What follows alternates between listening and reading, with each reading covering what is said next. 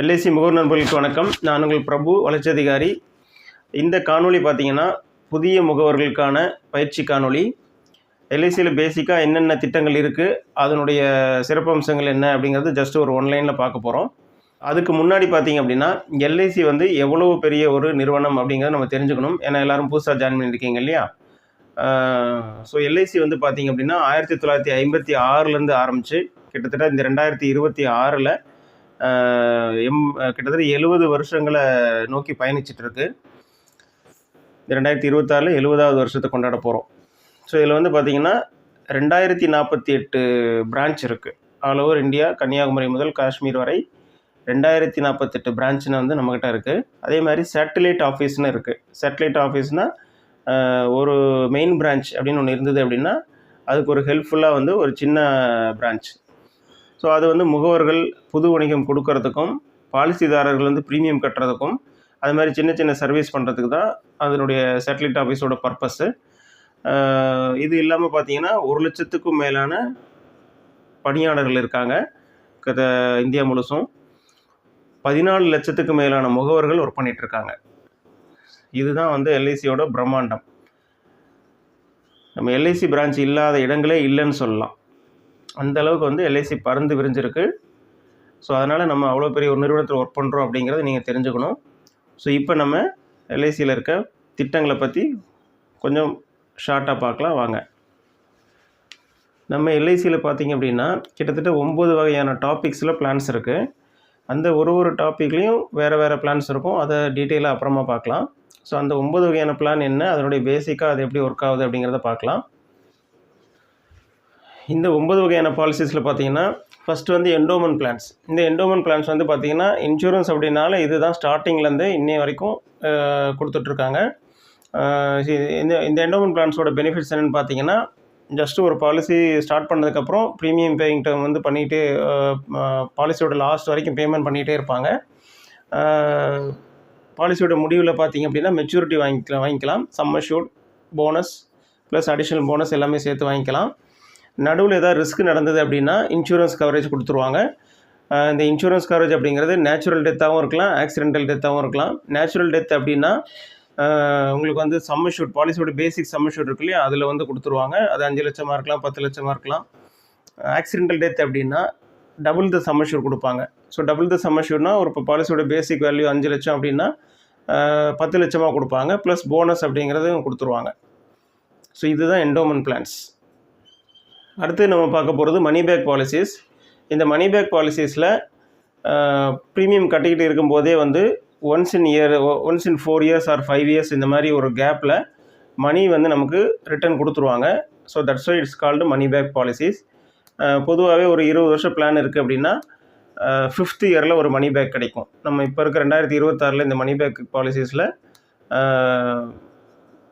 New money back அப்படின்னு சொல்லியிருக்கு. 20 வருஷ பிளான் ஒன்று இருக்குது, 25 வருஷ பிளான் ஒன்று இருக்குது, new money back 25 years plan ஒன்று இருக்குது.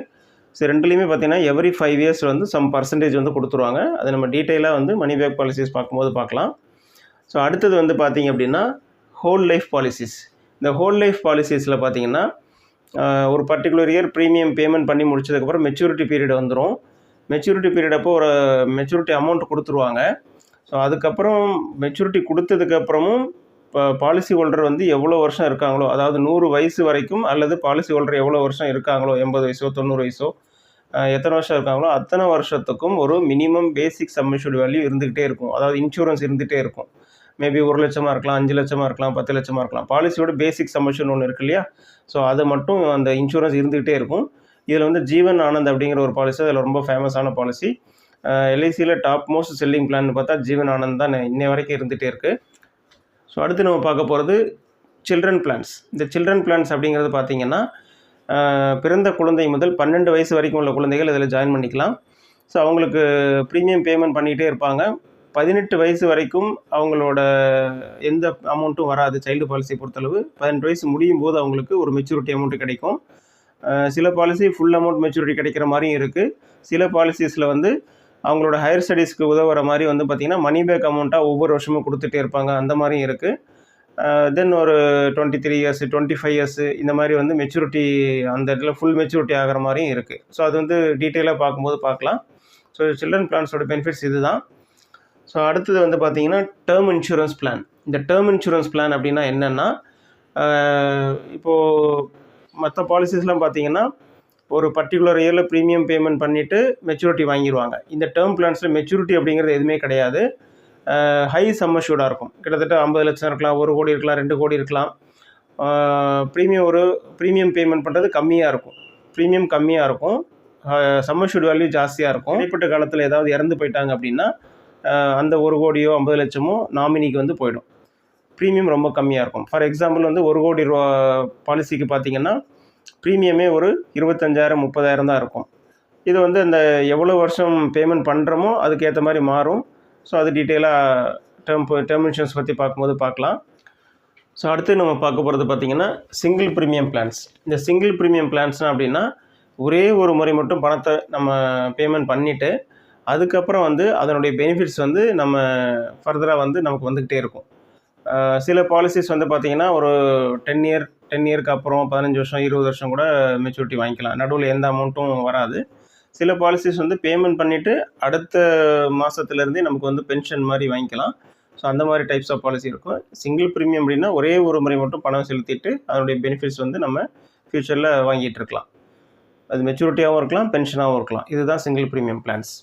ஸோ அடுத்து பார்த்திங்கன்னா யூலிப் பாலிசிஸ். யூலிப் பாலிசிஸ் நமக்கு எல்லோரும் தெரிஞ்சிருக்கும். மியூச்சுவல் ஃபண்டு இன்றைக்கி எல்லோரும் கேள்விப்பட்டிருப்போம். மியூச்சுவல் ஃபண்டும் இன்சூரன்ஸும் கலந்த ஒரு திட்டம் தான் இந்த ULIP policies, unit linked insurance plans. So இந்த பேமெண்ட் பண்ணுற ப்ரீமியத்தை மார்க்கெட்டில் இன்வெஸ்ட் பண்ணுவாங்க, ஷேர் மார்க்கெட்டில் இன்வெஸ்ட் பண்ணுவாங்க. ஸோ அதனுடைய க்ரோத்துக்கு ஏற்ற மாதிரி நமக்கு வந்து இன்கம் வந்து கிடச்சிட்டு இருக்கும். ஸோ இதனுடைய லாக்இன் பீரியட் அப்படின்னு பார்த்தீங்கன்னா மினிமம் 5 இயர்ஸ் வச்சுருப்பாங்க. 5 இயர்ஸ்க்கு முன்னாடி இந்த திட்டத்திலேருந்து பணம் எடுத்துகிட்டு வெளியே வர முடியாது. ஆஃப்டர் 5 இயர்ஸ் வந்து நம்ம எப்போ வேணாலும் பணம் எடுத்துக்கலாம். பார்ஷியல் வித்ட்ராவலும் இருக்கும். 10 இயர் கூட மெச்சூரிட்டி பீரியட் இருக்கும். 10 இயருக்கு மேலேயும் மெச்சூரிட்டி பீரியட் இருக்கும். ஸோ எத்தனை வருஷம் போட்டிருக்கோமோ அத்தனை வருஷம் முடியும் போது மெச்சூரிட்டி வேல்யூ, அதாவது அந்த ஷேர்ஸில் இன்வெஸ்ட் பண்ணியிருக்காங்க இல்லையா, அதனுடைய வேல்யூ எவ்வளவு இருக்குதோ அந்த வேல்யூக்கு ஏற்ற மாதிரி நமக்கு இன்வெஸ்ட்மெண்ட்ஸ் கிடைக்கும். இதில் இன்சூரன்ஸும் இருக்கும். நமக்கு பேமெண்ட் வந்து அடிக்கடி எடுக்கிற மாதிரியான ஃப்ளெக்சிபிலிட்டியும் இருக்கும். அதாவது ஆஃப்டர் 5 இயர்ஸ் வந்து அமௌண்ட் நம்ம அப்பப்போ எடுத்துக்கிற மாதிரியான ஃப்ளெக்சிபிலிட்டியும் இருக்கும். பொதுவாகவே இது கொஞ்சம் ரிஸ்க் உள்ள ஒரு பிளான்ஸ். இதை பற்றி நல்லா தெரிஞ்சவங்க மட்டும் இதை எடுப்பாங்க.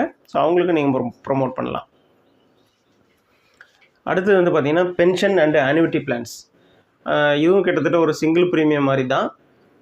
ஒரு அமௌண்ட்டு பேமெண்ட் பண்ணிவிட்டு அடுத்த மாதத்துலேருந்தே பென்ஷன் வாங்கிக்கலாம். இட் இஸ் கால்டு ஆனுவிட்டின்னு சொல்லுவாங்க. ஸோ இது வந்து பார்த்திங்கன்னா லைஃப் எண்டு ஃபுல்லாக வந்துகிட்டே இருக்கும்.